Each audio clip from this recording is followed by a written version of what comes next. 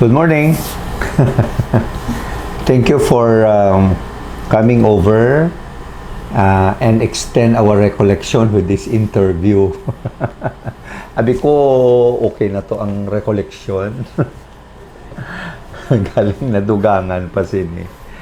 Okay, so bless the priests and seminarians and other members of the community of St. Joseph Regional Seminary. Good morning, Monsignor.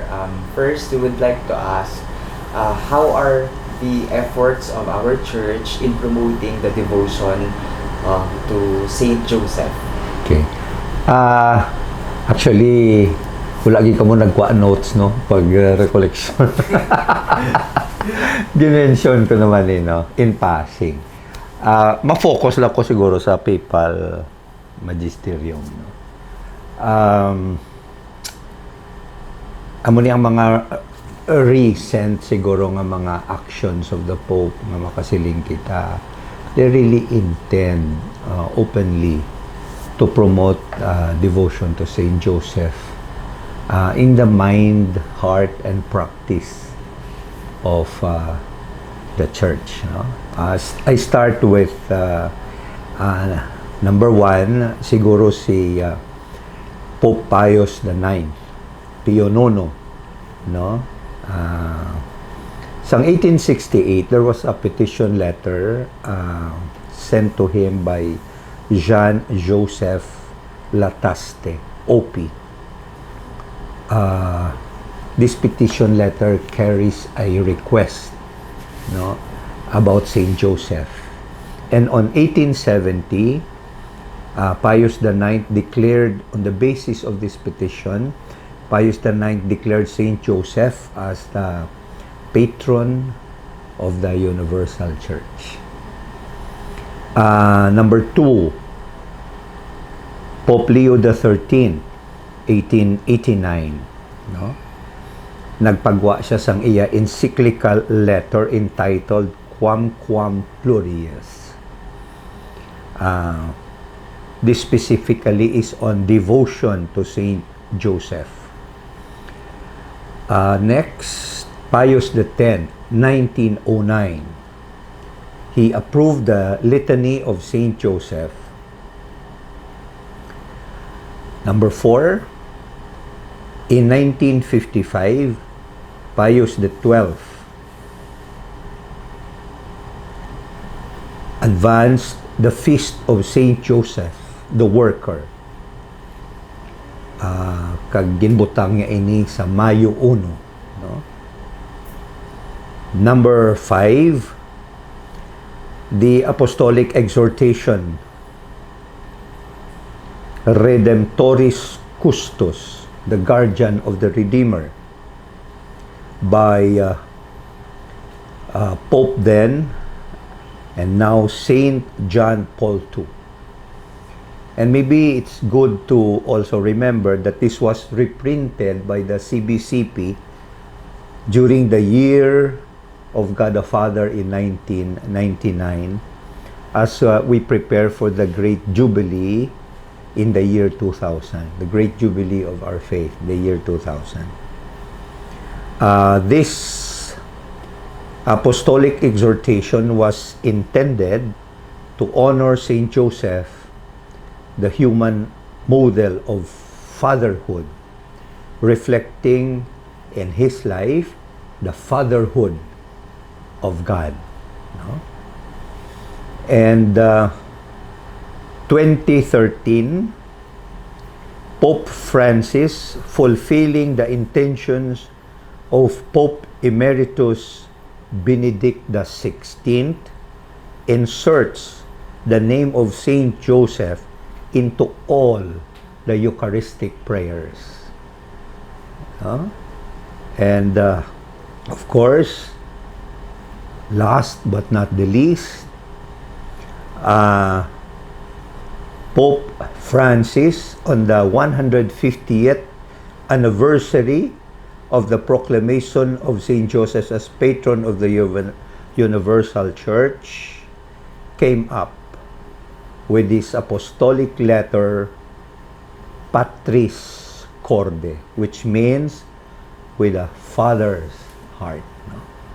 So, from this short review, makita nato no, from the Papal Magisterium, kung paano nila gintinguhaan consistently, interconnecting with one another, the spread of devotion to Saint Joseph in the church.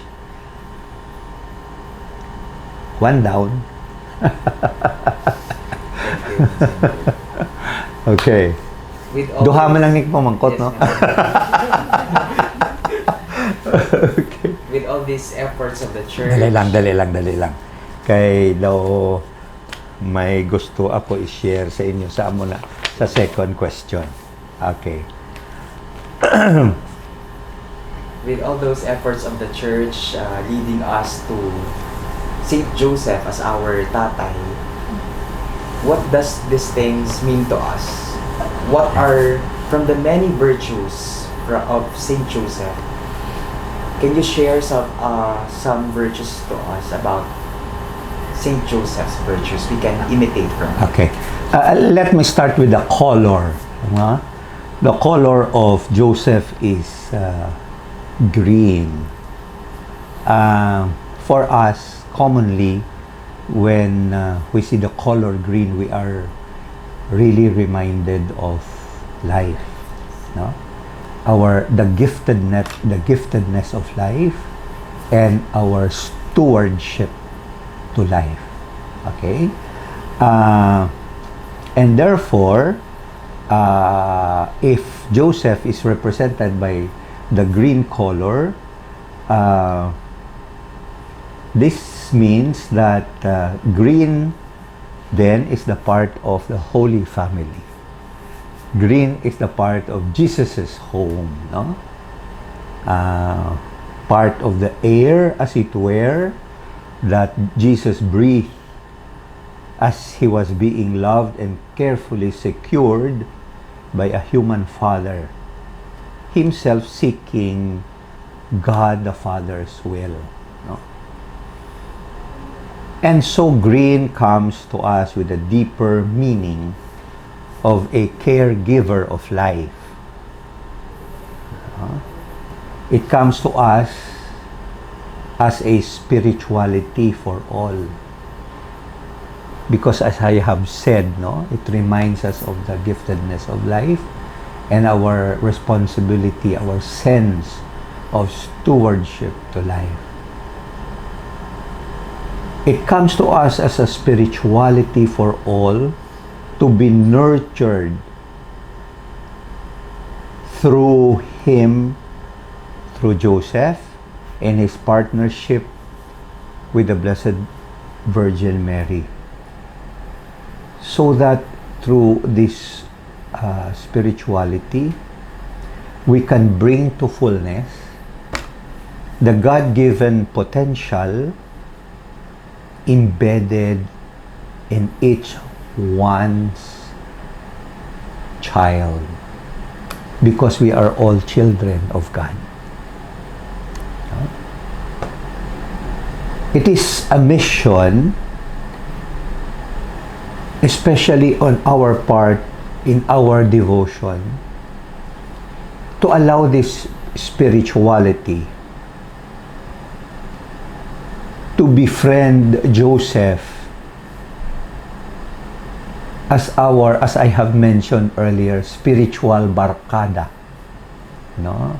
Allowing him to accompany us in our growing up in the life of the Spirit, where he, along the way, the consummate artisan who used his heart and faith in accompanying the budding forth of God's plan in the life of Jesus, will also help us